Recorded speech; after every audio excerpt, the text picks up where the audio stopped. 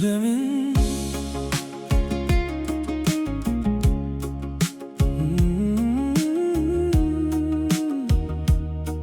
ለምን ምንድነው ያቃተኝ? ለምን ነው ያልቻልኩት? ሰውን የሚያክል ፍጡር እንደ አምላክ ያመንኩት? እንዴት አንድን ስህተት ሁልጊዜ ደግማለሁ በወደድኩት መጠን?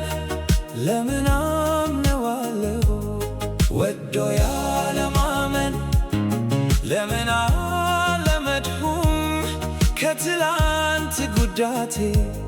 ለምን አልተማርሁም